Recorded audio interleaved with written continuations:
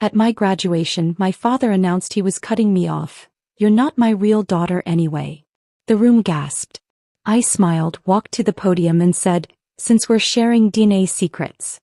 I pulled out an envelope. His wife's face turned white as I revealed, "You're not my real daughter anyway." The words hit the graduation ceremony like a bomb. Every conversation stopped. Every phone stopped recording. Even the baby in the third row stopped crying. I stood there on the gymnasium floor, halfway to the stage, my name still echoing from the speakers. Zoe Richardson. That was supposed to be my cue to walk across, shake hands, grab my diploma, and smile for the cameras like every other graduate today. Instead, my adoptive father had just disowned me in front of 400 people. Before we continue with this explosive family drama, I want to thank you for joining me in sharing these powerful stories of standing up for yourself. If you believe everyone deserves respect and the truth should never be hidden, please consider subscribing. It's free and helps us reach more people who need to hear this. Now let's see how this unfolds. "I'm cutting you off, permanently," Ethan continued, his voice carrying across the dead-silent auditorium. He was standing in the fourth row, arms crossed like he was delivering a business presentation. No college fund.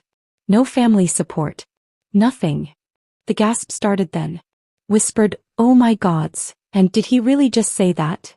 rippled through the crowd. I could see phones turning toward us, recording everything. Tomorrow this would be all over social media. The girl who got dumped by her dad at graduation. Except they had no idea what was really happening here. Michelle, his wife, was tugging at his sleeve, hissing something I couldn't hear. Her face had gone white as her designer dress. The baby in her arms, his baby according to Ethan, started fussing again like even he could sense the tension. I should have been devastated. Should have run off that gymnasium floor in tears. That's what Ethan expected. That's what everyone expected. Dad, I smiled. Not a sad, broken smile.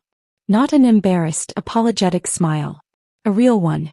The kind that made my eyes crinkle at the corners. The kind Caitlin used to say lit up my whole face. Because Ethan had just given me the perfect opening. "Well," I said loud enough for the microphone to pick up my voice, "since we're sharing family secrets." I reached into my graduation folder and pulled out a white envelope. The same envelope I'd been carrying around for 3 weeks, waiting for exactly this moment. The same envelope that contained information that would destroy Ethan's perfect little world. The principal tried to wave me toward the diploma table, clearly wanting to move past this awkward interruption. But I wasn't done. Not even close. I walked to the podium instead. "Since Ethan wants to talk about DNA," I said, adjusting the microphone, "let me share something interesting about genetics." The auditorium was so quiet I could hear the air conditioning humming. Every single person was leaning forward in their seats. This was better than any graduation speech they'd expected. Michelle's face wasn't just white anymore. It was gray. She was shaking her head frantically, mouthing "no" over and over. The baby had started crying again, but she didn't seem to notice.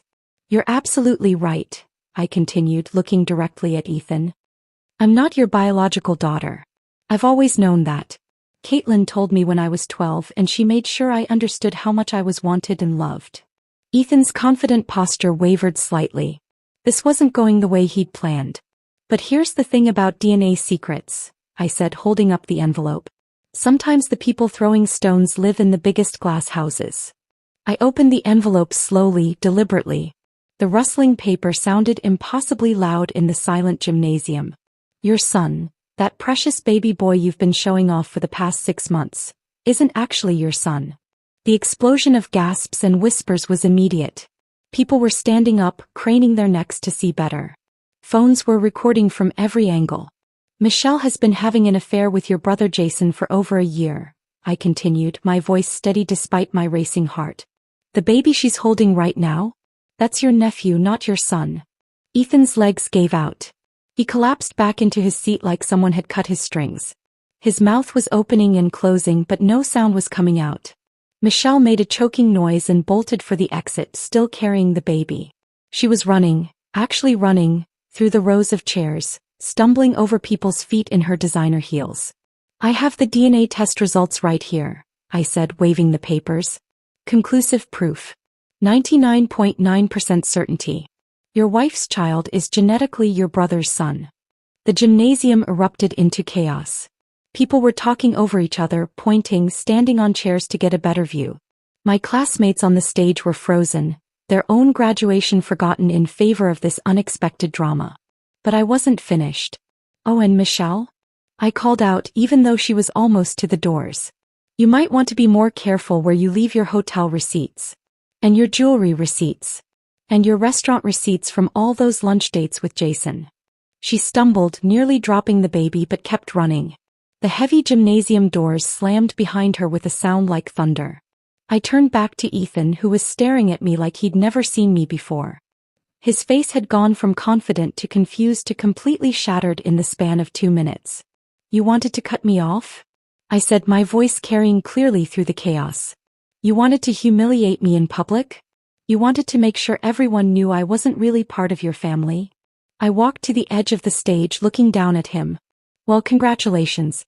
You just gave me the perfect opportunity to return the favor." The crowd was going wild now. People were recording, taking pictures, already posting on social media. This would be viral within the hour. By tomorrow, everyone in town would know that Ethan Richardson, successful businessman, pillar of the community, had been played by his own wife and brother. I tucked the DNA results back into my folder and walked to the diploma table. The principal, looking completely overwhelmed, handed me my degree with shaking hands. "Congratulations, Miss Richardson," he whispered. "Thank you," I said, posing for the official photo as if nothing had happened. "It's been a memorable day." As I walked off the stage, diploma in hand, I could hear Ethan behind me. He was calling my name, his voice cracked and desperate. "Zoe, wait. Please. We need to talk." But I didn't turn around. I didn't stop walking. I'd spent 18 years waiting for his approval, his acceptance, his love. I'd spent months planning for this exact moment, knowing that sooner or later he'd try to push me out of his life. I just never expected him to make it so easy. The trap he'd set for me, the public humiliation, the calculated cruelty, had backfired spectacularly. He'd wanted to cut me loose quietly, to make me disappear without a fuss. Instead, he'd given me the perfect stage for my revenge. And the best part? Every single word I'd said was true. The DNA test, the affair, the hotel receipts. I had proof of everything.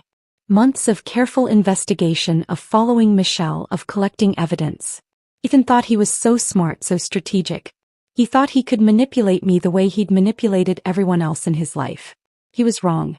As I pushed through the gymnasium doors, I could still hear the chaos behind me. People shouting questions, phones ringing, the principal trying desperately to restore order. But I was done with all of it. Done with Ethan, done with his fake family, done with pretending to be grateful for scraps of affection.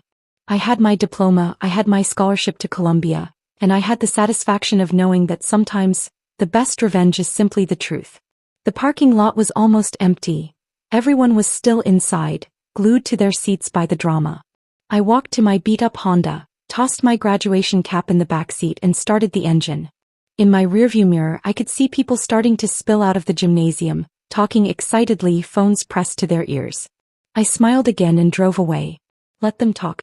Let the whole town talk. I was finally free. The drive home from graduation took 15 minutes, but my mind traveled back 18 years in those few miles.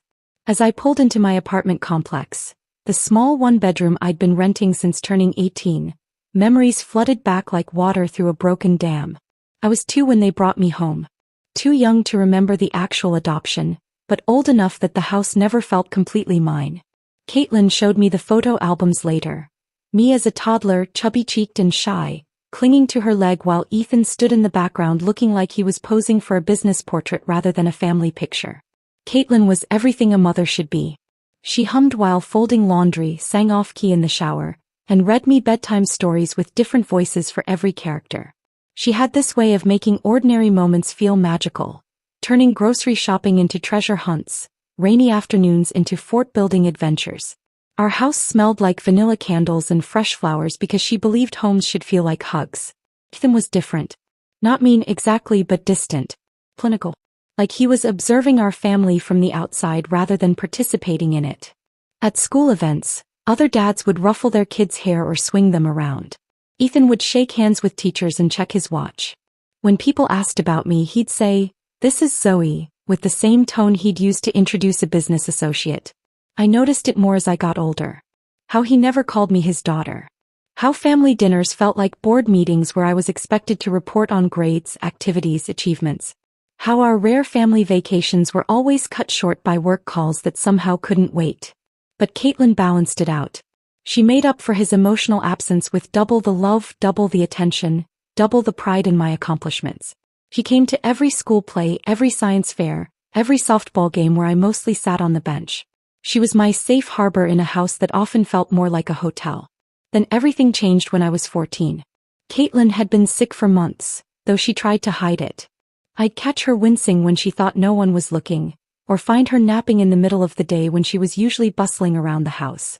The cancer moved fast once it started, and by the time the doctors caught it, there wasn't much they could do. I'll never forget the night she died. I was sitting beside her hospital bed, holding her hand, when she squeezed my fingers one last time and whispered, "Remember, sweetheart. You were wanted. You were chosen. Don't let anyone tell you different." Ethan cried at her funeral.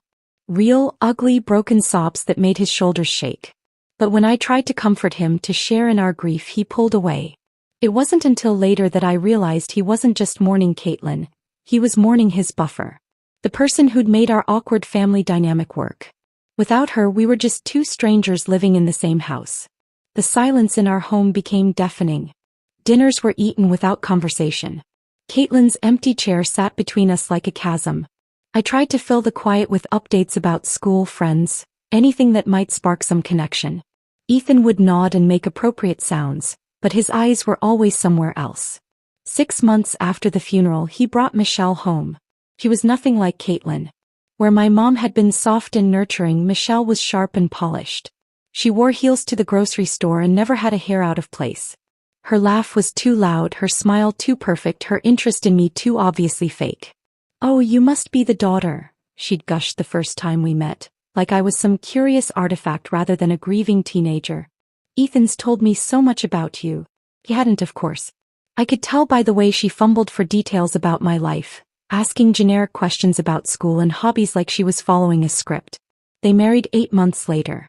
Small ceremony, just immediate family and a few business associates. I wore the black dress Caitlin had bought me for formal events, and Michelle made passive-aggressive comments about my gothic phase to anyone who'd listen. The house changed after Michelle moved in. Caitlin's vanilla candles were replaced with expensive diffusers that smelled like department stores. Her cozy reading nooks became stark display areas for Michelle's collection of crystal figurines. Even the family photos changed. Our pictures with Caitlin were quietly relocated to less prominent positions, replaced by professional portraits of Ethan and Michelle looking like they belonged in a magazine spread. Then came the pregnancy announcement. I was 16, sitting at the breakfast table with a bowl of cereal, when Michelle placed her hand on her still flat stomach and smiled that perfect smile. "We're going to have a baby," she announced like she was delivering news about the weather. Ethan's face lit up in a way I'd never seen before. Pure joy, genuine excitement, the kind of expression I'd spent years hoping to inspire. He swept Michelle into his arms, spinning her around the kitchen while she laughed and protested that he'd make her dizzy. I sat there, spoon halfway to my mouth, watching this display of happiness that had nothing to do with me. For the first time in my life, I truly understood that I was the outsider in this family. The placeholder. The obligation that had been fulfilled but never embraced. "This is our second chance," Ethan said later that evening, his hand resting protectively on Michelle's stomach. "Our chance to do it right." The implication was clear. I had been practice. A trial run. This baby would be the real thing. That's when I started pulling away. I spent more time at the library, staying until closing time and walking home through quiet neighborhoods where I could think. I got a part-time job at a local bookstore, partly for the money but mostly for the excuse to be somewhere else. School became my sanctuary. Clubs, study groups, volunteer work, anything to avoid going home to watch Ethan and Michelle play house. The baby arrived on a Tuesday in March. A boy, perfect and healthy with dark hair and curious eyes. They named him Marcus and Ethan cried again, happy tears this time.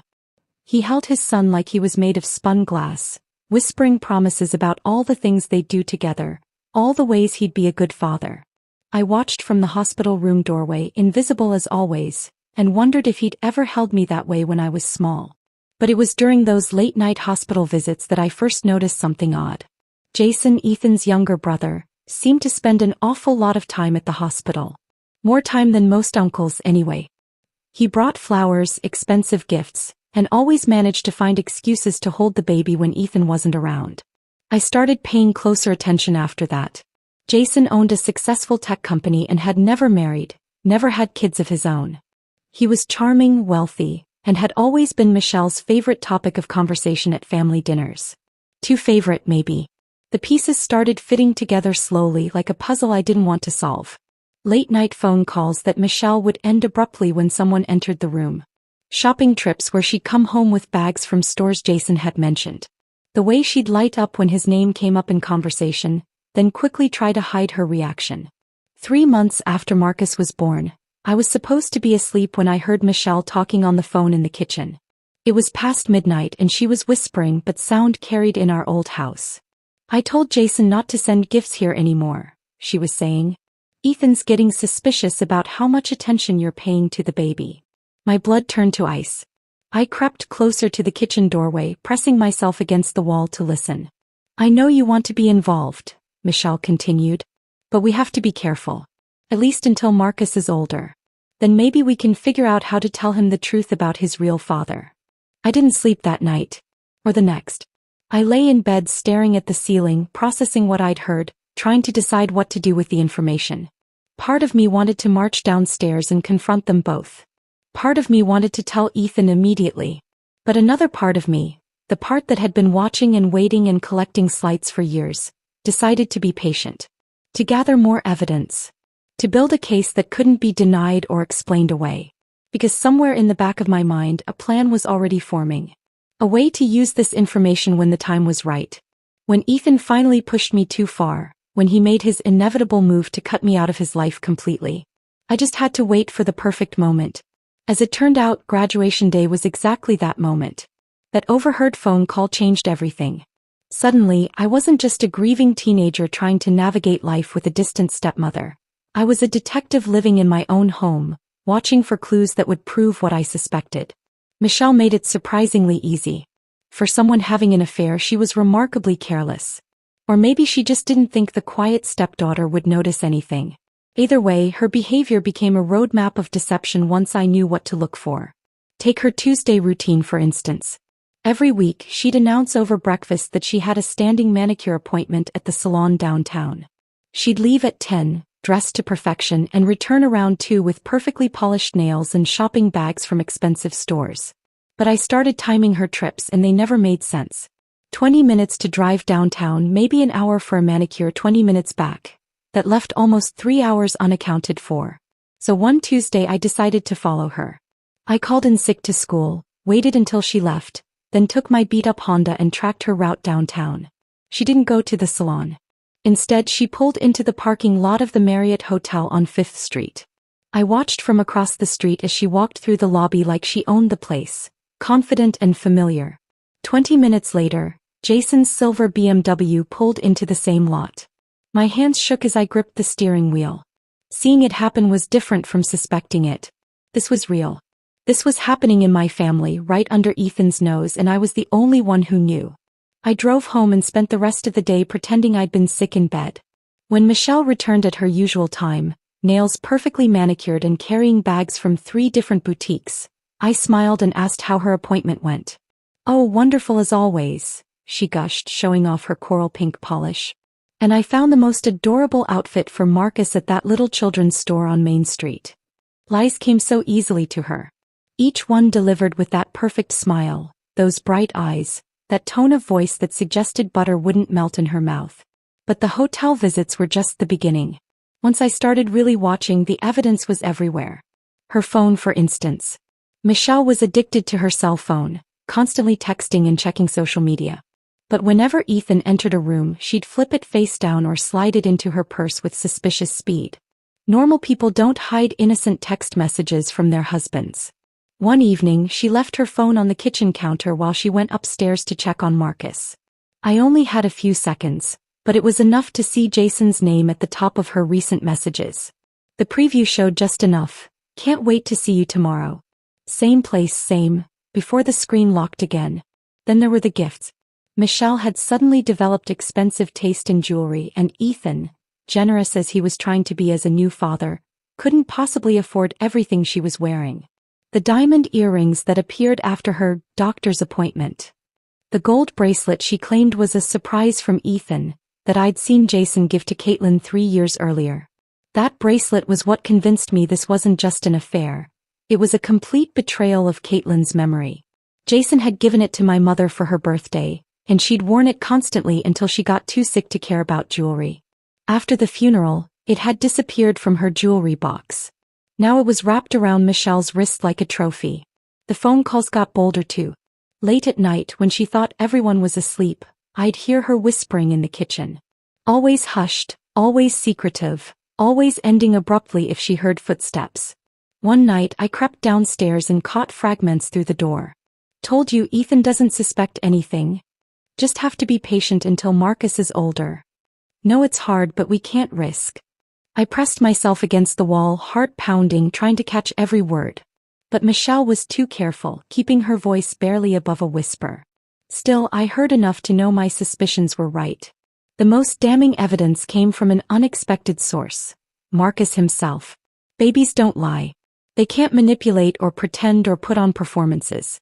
As Marcus grew from a newborn to an infant, his features became more distinct. And anyone with eyes could see he looked nothing like Ethan. Where Ethan had blue eyes and straight brown hair, Marcus had dark, almost black eyes and hair that curled at the edges.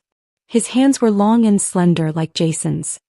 His smile was lopsided in exactly the same way as his uncle's. Even his laugh, a distinctive musical giggle, was pure Jason. But the real giveaway came when Marcus was about 4 months old. Michelle was bouncing him on her lap, making silly faces to make him laugh when she slipped. "Come on, little Jay," she cooed. "Smile for mommy." Not Marcus. Short for Jason. She caught herself immediately, glancing around to see if anyone had noticed. I was sitting at the kitchen table supposedly doing homework, but I'd heard every word. Our eyes met for just a second and I saw something flicker across her face. Fear maybe, or calculation. "I meant to say little guy," she said quickly, but her voice was too bright, too forced. That night I made my decision. Suspicions and overheard conversations weren't enough. If I was going to do anything with this information, I needed proof that couldn't be disputed or explained away. I needed science. Getting DNA samples was easier than I expected. Jason came for dinner the following Sunday, as he did most weekends. While he was playing with Marcus in the living room, I collected a few strands of hair from the bathroom he'd used. Ethan's hair came from his brush in the master bedroom, easy enough to grab when Michelle was busy elsewhere. Marcus's sample was the trickiest, but babies are constantly drooling and putting things in their mouths. I waited until Michelle left a pacifier on the coffee table and quietly slipped it into a plastic bag. Finding a DNA testing lab that would work with a 17-year-old was harder. Most required parental consent or legal documentation. But I found a small private lab across town that asked fewer questions when I paid in cash and explained it was for a school science project. The technician, a tired-looking woman in her 50s, barely glanced at my samples. "Standard paternity test," she confirmed. "Results in 2 to 3 weeks. You'll get a call when they're ready." Those 3 weeks were torture. Every day I watched Michelle perform her charade of perfect wife and mother. I watched Ethan beam with pride over his son. I watched Jason visit just a little too often, hold Marcus just a little too long, and look at Michelle with just a little too much intensity. And every day I wondered what I would do when the results came back. Would I tell Ethan immediately? Confront Michelle privately? Keep the information as insurance for some future crisis? The call came on a Thursday afternoon. I was at work at the bookstore when my phone rang. "Miss Richardson? This is Linda from Accuracy Labs. Your test results are ready for pickup." My hands trembled as I hung up. This was it. The moment of truth. Once I saw those results, there would be no going back, no pretending I didn't know what I knew. I drove to the lab after work, my stomach churning with nerves. Linda handed me a sealed envelope with my name on it. "Everything you need is in there," she said. "The results are pretty conclusive." I sat in my car in the lab parking lot, staring at the envelope. Part of me wanted to tear it open immediately. Part of me wanted to throw it away and pretend none of this had ever happened.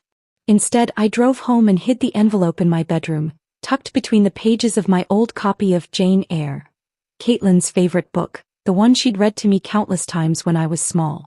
It seemed fitting somehow, hiding evidence of one family's secrets inside a story about another orphaned girl finding her place in the world. I didn't open the envelope. Not that day, not that week, not even when graduation day arrived. Because somewhere in the back of my mind I knew I was saving it for something. Some moment when I would need it most. Some moment when Ethan would finally push me too far, and I would need the perfect weapon to push back. As it turned out, I didn't have to wait long. The envelope sat in my Jane Eyre book for 2 weeks like a loaded gun waiting to be fired. I could have opened it a dozen times, could have confronted Michelle or told Ethan privately. But some instinct told me to wait. To let Ethan make the first move. That move came on graduation morning. I was in my bedroom getting ready for the ceremony, when I heard raised voices downstairs. Michelle's sharp tone cut through the walls. "You can't be serious about this, Ethan. She's your daughter." "Adopted daughter," Ethan corrected coldly. "And it's time she learned to stand on her own feet. I've supported her long enough." I crept to the top of the stairs, listening as they argued in the kitchen. Marcus was crying in his high chair, probably sensing the tension. But cutting off her college fund? Michelle pressed. "Today? At graduation?" "The timing is perfect," Ethan replied. "Public. Final. No room for negotiation or emotional manipulation later. She needs to understand that she's not entitled to anything just because we gave her a roof over her head." My blood turned to ice. He'd been planning this. This wasn't a spontaneous moment of frustration. It was calculated. He wanted to humiliate me in front of everyone, to make sure I'd never have the courage to ask him for anything ever again. I dressed carefully that morning, choosing my best outfit, not for him but for me. If this was going to be my final performance as Ethan Richardson's daughter, I was going to look the part. I slipped the DNA results into my graduation folder, right next to my speech notes that I knew I'd never get to read. The drive to school was tense. Michelle kept glancing back at me in the rearview mirror, her usual bright chatter replaced by nervous silence. Ethan stared straight ahead, his jaw set in that way that meant his mind was made up. Marcus babbled happily in his car seat, the only innocent one among us. In the gymnasium, I watched families claiming their seats, cameras ready, proud faces beaming. The Hendersons had brought balloons. The Patel family had made a banner. Normal families celebrating normal achievements. Ethan chose seats in the 4th row, close enough to be seen, far enough back to make an easy exit. He sat with his arms crossed, checking his phone repeatedly. Michelle bounced Marcus on her lap, her smile bright but brittle. She kept adjusting her sunglasses, though the lighting inside was dim. I found my place with the other graduates, my heart pounding with anticipation rather than nerves. Around me, my classmates whispered excitedly about college plans and summer jobs. Jessica Chin was going to Stanford. Mike Rodriguez had landed an internship at Goldman Sachs. Everyone had futures mapped out, families supporting their dreams. The ceremony began with the principal's opening remarks, followed by the valedictorian's speech about new beginnings and endless possibilities. I barely heard the words.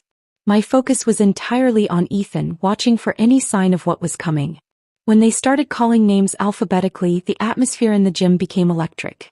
Each graduate's moment was celebrated with cheers, applause, and camera flashes. Parents stood up, shouted encouragement, waved frantically. It was beautiful and heartwarming and everything graduation should be.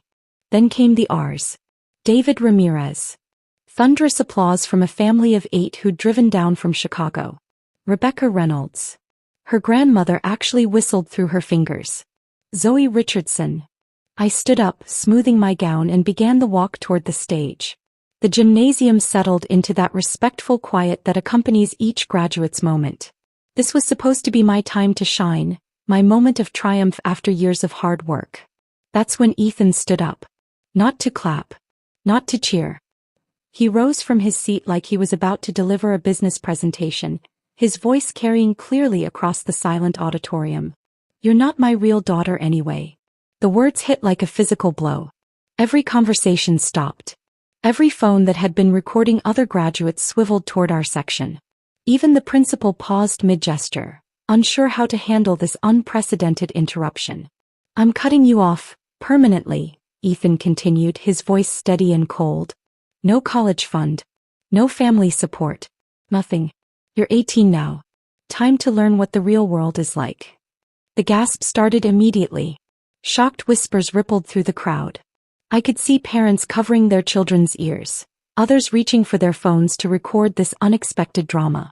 My classmates on stage stood frozen, their own celebration forgotten.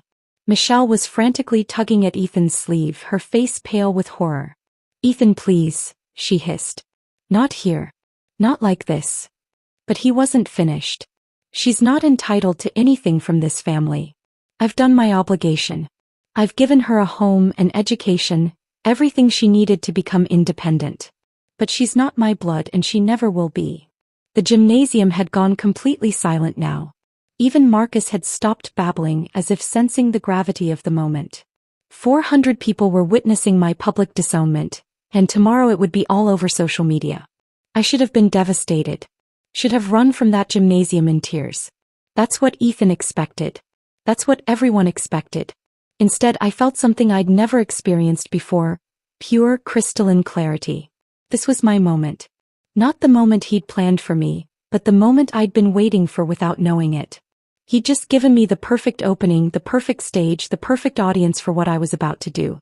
I walked to the podium instead of the diploma table. The principal tried to redirect me, but I shook my head gently. "I need to say something," I said, my voice carrying through the microphone. The auditorium was so quiet I could hear the air conditioning humming. Every single person was leaning forward, waiting to see how this would unfold.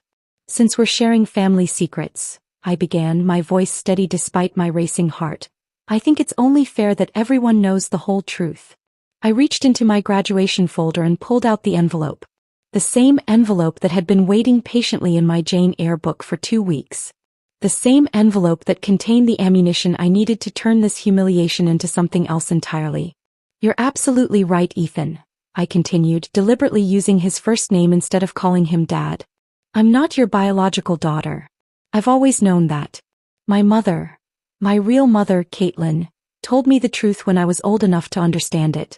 She made sure I knew how wanted I was, how loved I was." Ethan's confident posture began to waver. This wasn't going according to his script. "But here's something you don't know about DNA and family secrets," I said, opening the envelope with deliberate slowness. "Your son, that precious baby boy you've been showing off for the past 6 months, isn't your biological child either." The explosion of gasps and whispers was immediate. People were standing up, craning their necks to see better. Phones were recording from every angle. "Michelle has been having an affair with your brother Jason for over a year," I announced, my voice carrying clearly through the chaos.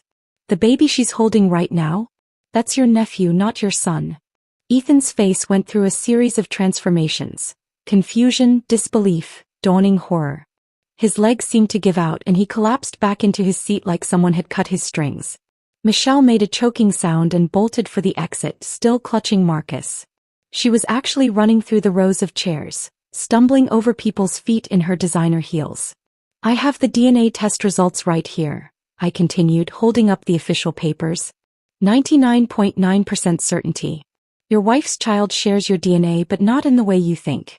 Jason is the biological father. The gymnasium erupted into complete chaos. People were talking over each other, pointing, standing on chairs to get a better view. My classmates on stage were frozen, their mouths hanging open. But I wasn't finished. I looked directly at the doors where Michelle had disappeared. "Oh, and Michelle, you might want to be more careful about where you leave your hotel receipts. And your jewelry receipts. And your lunch receipts from all those romantic dates with Jason." The heavy doors had already slammed shut behind her, but I knew she'd heard me. Everyone had heard me. I turned back to Ethan, who was staring at me like he'd never seen me before. His face had gone from confident to shattered in the span of 3 minutes. "You wanted to cut me off?" I said, my voice still carrying through the microphone. "You wanted to humiliate me in public? You wanted to make sure everyone knew I wasn't really part of your family?" I walked to the edge of the stage, looking down at him. "Well, congratulations. You just gave me the perfect opportunity to return the favor." I walked off that stage and straight out of the gymnasium, leaving behind a crowd still buzzing with shock and excitement. The parking lot felt surreal after the chaos inside. Quiet, peaceful, like stepping into a different world. I sat in my Honda for a moment, hands trembling slightly as the adrenaline began to wear off. My phone started buzzing immediately. Text after text, call after call. Classmates, friends, even people I barely knew were reaching out, wanting to know if what they'd witnessed was real. I turned the phone off and drove home in silence. By the time I got to my apartment, the story was already spreading beyond the gymnasium walls. Someone had live-streamed the entire confrontation on social media. Within hours, the video had thousands of views, comments, and shares. The headlines started appearing on local news websites. Graduation shocker. Student exposes family's dark secret, and DNA drama at high school ceremony. I watched it all unfold from my laptop, feeling strangely disconnected from the chaos I'd created. The girl in the video, confident, composed, delivering devastating news with surgical precision, barely felt like me. But there I was, watching myself destroy a family in real time. The media attention escalated quickly. Local news stations picked up the story, then regional ones. By Wednesday, I was getting calls from talk show producers and magazine writers. Everyone wanted an interview, wanted to know more about the graduation revenge that had captured the internet's attention. I ignored them all. What I couldn't ignore was the fallout for the people involved. Michelle had vanished completely. Neighbors reported seeing her load suitcases into her car the night after graduation, Marcus strapped into his car seat, and drive away without a word to anyone. Her social media accounts disappeared overnight. The perfect family life she'd curated so carefully was gone as if it had never existed. Jason's response was predictable: denial followed by damage control. He hired a lawyer and released a statement claiming the DNA test was fabricated, that this was all an elaborate hoax by a disturbed teenager seeking attention. But the evidence was too solid, too public. His business partners started asking uncomfortable questions. His carefully maintained reputation as a successful bachelor was crumbling. Ethan's reaction was the most dramatic. Within 48 hours of graduation, he'd filed for divorce and hired a private investigator to track down every detail of Michelle and Jason's affair.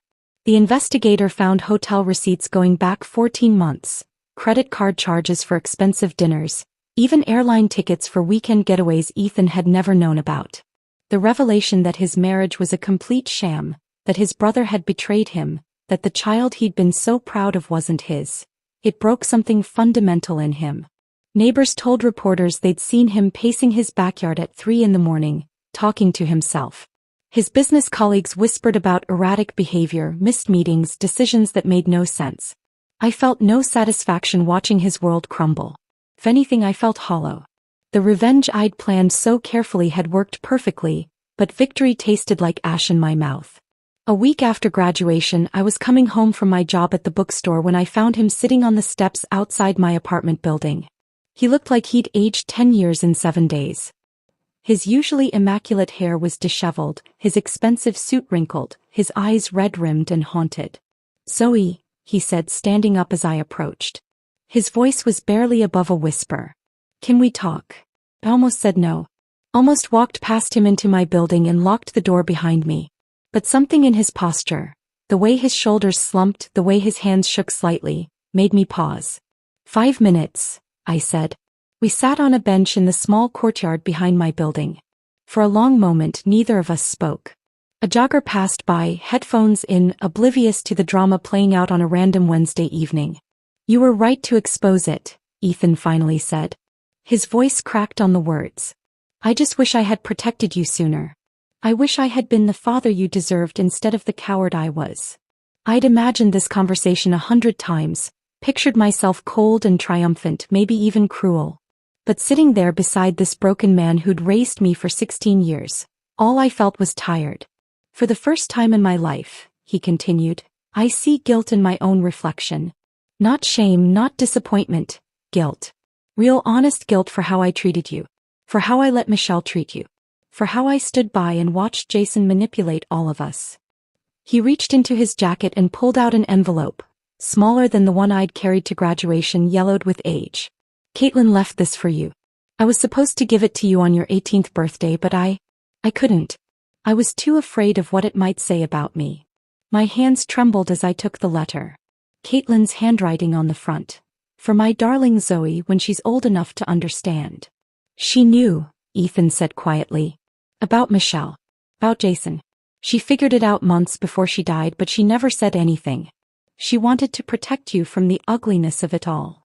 I opened the letter carefully, afraid it might crumble in my hands. Caitlin's familiar handwriting filled 2 pages. Words written with the shaky hand of someone fighting a losing battle with cancer. My dearest Zoe. If you're reading this, it means I'm gone and Ethan has finally found the courage to give you what's rightfully yours. I pray it also means you're old enough to understand what I'm about to tell you. I know about Michelle and Jason. I've known for months. I see the way they look at each other, the careful way they avoid being alone together when others are watching, the guilty way they spring apart when someone enters a room unexpectedly. I could confront them. I could tell Ethan. I could destroy them the way they're destroying our family. But I won't. Because you don't need that poison in your life. You deserve better than to grow up in a house filled with accusations and betrayal and broken trust. You are my daughter in every way that matters. Biology is just science. Love is what makes a family. I chose you, Zoe. I fought for you when Ethan had doubts about adoption. I insisted we bring you home because the moment I saw your picture, I knew you belonged with us. Ethan struggles with showing love. He always has. It doesn't mean he doesn't feel it. It means he's afraid of it. He lost his parents young, and he spent his whole life building walls to protect himself from that kind of pain again. Those walls keep out hurt, but they also keep out joy. Be patient with him. He loves you more than he knows how to show. And when the time comes, and you'll know when it does, help him tear down those walls. You have the strength I never had, the fire I never possessed. Use it to heal, not just to fight. I may not be there to see you graduate, to walk you down the aisle, to hold your children. But I am with you always in every choice you make, every kindness you show, every moment you choose love over fear. You're wanted. You're loved. You are enough. Forever your mother, Caitlin. By the time I finished reading, tears were streaming down my face. Beside me, Ethan was crying too, quiet, broken sobs that came from somewhere deep inside. I failed her, he whispered. I failed both of you. She saw what I was too blind to see, and she protected you in ways I never did. I folded the letter carefully, holding it against my chest like a shield. She loved us both, I said finally. Even knowing what she knew, she loved us. I've updated my will, Ethan said after a moment. You're back in the family trust. You'll get your college fund plus interest. You'll inherit the house, the business, everything that should have been yours all along. I looked at him, really looked, and saw past the expensive clothes and polished exterior to the scared, lonely man underneath. I don't want your money, Ethan. His face crumpled. Then what do you want? How do I make this right? I want you to mean it when you apologize. I want you to actually try to be better, not just feel sorry for yourself. I stood up, Caitlin's letter still pressed against my heart. And I want you to stop calling me by my name like I'm a stranger. I want you to call me your daughter. For a moment he couldn't speak. When he finally found his voice, it was barely a whisper. Can you forgive me, daughter? The word hung between us like a bridge being built across years of silence and pain. I thought about holding on to my anger, about making him suffer the way I'd suffered. I thought about Caitlin's words about choosing love over fear. Yes, I said simply. I forgive you. Not because he deserved it. Not because it was easy. But because holding on to pain was just another way of staying trapped in the past. Letting go wasn't about him. It was about me. It was about choosing the kind of person I wanted to be. As I walked toward my apartment building, I heard him behind me, his voice broken but hopeful. Thank you, Zoe. Thank you for giving me a chance to be better. I didn't turn around, but I smiled. For the first time in years, the future felt full of possibilities instead of limitations. The lies were finally over. The truth had set us all free. The apartment felt different after that conversation with Ethan. Not bigger, not smaller. Just lighter somehow, like a weight I'd been carrying without realizing it had finally been lifted. I stood at my window that night looking out at the city lights, and for the first time in my life I felt truly free. Free to make choices based on what I wanted, not what I thought would earn someone's approval. Free to define myself by my own actions rather than someone else's acceptance or rejection. Free to be Zoe, not the adopted daughter, not the replacement child, not the obligation that had been fulfilled, just me. The decision to move out of Ethan's house came naturally after that. He'd offered to let me stay, had even suggested we could start fresh under the same roof. But I knew better. Healing required space and growth required independence. I needed to prove to myself that I could build a life entirely on my own terms. Packing my belongings took only a few hours. 18 years of life fit into 6 cardboard boxes and 2 suitcases. Most of my possessions were books. Novels Caitlin had given me, textbooks from high school, journals I'd kept during the loneliest years. The rest was just clothes and a few photos of Caitlin and me. As I was cleaning out my desk drawer, I found something I'd forgotten about. A small wooden box Caitlin had given me for my 13th birthday. Inside were keepsakes from my childhood. My first library card, a pressed flower from our garden, a note she'd written when I lost my first tooth. At the bottom of the box was something that made my breath catch. A folded piece of paper in Caitlin's handwriting. It was a list titled "Why We Chose Zoe," written in blue ink that had faded over the years. She has curious eyes, always watching, always learning. Her smile lights up the entire room. She's gentle with the neighbor's cat. She arranged her toys by color without being asked. Organized mind. She said, "Thank you," to the social worker 3 times. She reminds me of myself at that age. Quiet but strong. She needs us as much as we need her. Below the list, in different ink, she'd added, "Ethan finally held her tonight." Really held her. I think he's falling in love too. I sat on my empty bed holding that piece of paper and cried for everything we'd lost and everything we'd found. Caitlin had fought for me before I even knew what fighting meant. She'd seen potential in a shy 2-year-old and decided to build a life around nurturing it. Moving into my own place, a small but sunny studio apartment near campus, felt like stepping into my real life for the first time. I arranged my books on floating shelves, hung photos of Caitlin and me on the walls, and created a space that was entirely mine. No designer touches, no expensive furniture, no pressure to maintain someone else's idea of perfection. The morning after I moved in, I was unpacking the last box when I found Caitlin's journals. I'd rescued them from her bedroom after she died, but I'd never been able to read them. The grief had been too fresh, the loss too overwhelming. Now, sitting cross-legged on my new apartment floor, I opened the first one. March 15th. Met with the adoption agency today. They showed us photos of available children. There was one little girl, 2 years old, dark hair, serious eyes. Something about her just spoke to me. Ethan thinks we should consider the infant options, but I keep coming back to her photo. She's been in 3 foster homes already. She needs stability, needs someone to choose her and mean it. March 22nd. Ethan's coming around to the idea. I think he's scared of bonding with an older child. Afraid she won't accept us. I told him love isn't something you force. It's something you create, day by day, choice by choice. April 3rd. We're approved. They're arranging visits next week. I can't sleep. I keep thinking about this little person who's about to become part of our family. I bought her a stuffed elephant today, something soft to hold during the transition. Page after page chronicled their journey to me and my journey to them. Caitlin wrote about the first time I laughed in their house. The night I had a fever and let her hold me, the morning I called her Mama for the first time. June 12th. Zoe's been with us 2 months now. She's starting to trust us, starting to believe this might be permanent.